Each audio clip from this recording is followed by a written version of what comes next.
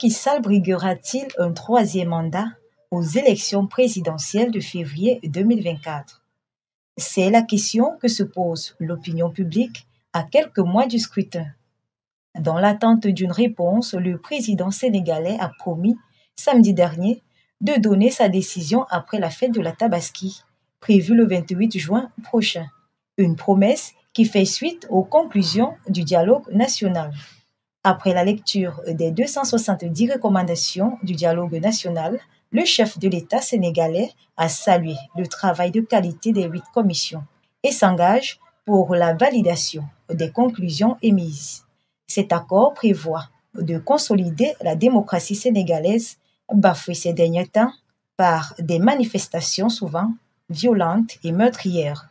Pour l'heure, le président parle d'un nouvel élan qui vise à préserver essentiellement la forme républicaine de l'État, la paix civile, la stabilité et la sécurité du pays.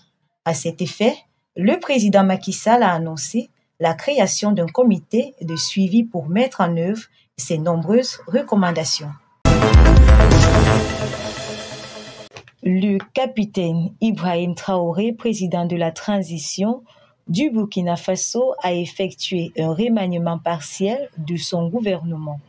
L'annonce a été faite dimanche dernier suite à un décret présidentiel lu à la télévision publique par le secrétaire général du gouvernement, Jacques Sostène Dingara. Ce remaniement concerne des postes clés de certains départements ministériels. Selon le décret présidentiel, le lieutenant-colonel Boukaré Zoungrana a été remplacé par Émile Serbo au ministère de l'administration territoriale, de la décentralisation et de la sécurité. Au ministère de l'Agriculture, des Ressources animales et halieutiques, Ismaël Sombier a succédé à Denis Ouedraogo. Au ministère de l'Environnement, de l'eau et de l'assainissement, Augustin Kaboré cède sa place à Roger Barrault. Les postes des autres ministères restent inchangés et le gouvernement conserve 24 membres. Faut-il le rappeler, c'est le troisième remaniement ministériel opéré par Ibrahim Traoré depuis sa prise de pouvoir le 30 septembre 2022. Notons que l'armée burkinabé contrôle 65% du territoire national et le gouvernement est chargé d'organiser les élections en juillet 2024 pour un retour des civils au pouvoir. Les nouvelles ne sont pas toujours bonnes, ce qui signifie toutes ces interrogations. Chaque jour, de nouveaux déplacés fuient les combats, mais aussi les violences sexuelles et les pillages qui sont devenus légion. En tout, près de 2,5 millions de personnes ont quitté leur maison et plus d'un demi-million ont traversé vers les frontières principalement au nord en Égypte et le Tchad à l'ouest selon les Nations Unies. Les combats se poursuivent également à Niala, chef-lieu du Darfour du Sud, où au moins 12 civils ont été tués dimanche selon un médecin. Dans la nuit, les habitants de Niala ont fait état des tirs intenses de l'artillerie. Des roquettes tombent sur des maisons de civils. C'est assurément le énième couvre-feu instauré à Khartoum depuis le début du conflit entre les frères d'armes Hemeti et Al-Burhan, conflit qui a débuté, rappelons-le, c'était le 15 avril 2023. Pour cette fois au moins, les espoirs sont très tournés vers la célébration de la Tabaski, même si des informations font état de ce que l'armée soudanaise se retrouve depuis lundi en difficulté sur plusieurs fronts à Khartoum. Les paramilitaires disent avoir ravi le quartier général de la police et son arsenal à Khartoum et dans le sud du pays qui borde l'Éthiopie.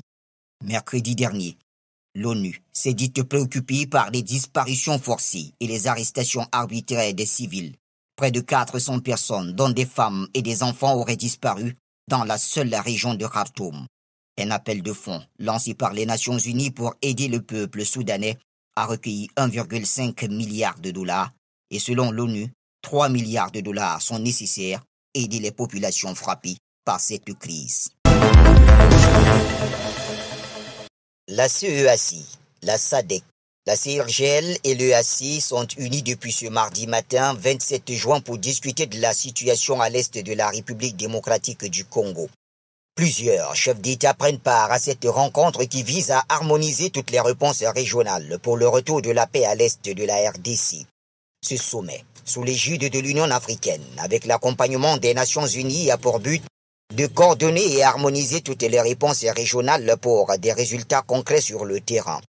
Précisons que cette position de la RDC a été donnée par le vice-premier ministre, ministre des Affaires étrangères Christophe Lutondoula, celui de la Défense Jean-Pierre Bemba et le ministre d'État en charge de l'intégration régionale Mbusa Nyamoisi. C'est à Luanda, capitale de l'Angola, que plusieurs chefs d'État sont réunis pour participer au sommet quadripartite sur la situation sécuritaire dans l'est de la RDC. Outre le chef de l'État congolais, président en exercice de la SADC, plusieurs de ses collègues africains restent encore attendus à ce sommet, notamment Ali Bongo Ondimba du Gabon et président en exercice de la CEAC et Joao Lourenço de l'Angola. Ce sommet intervient après les travaux préparatoires des experts et ministres des pays membres de ces organisations régionales et sous-régionales sur le schéma à adopter pour le retour de la paix à l'est de la République démocratique du Congo.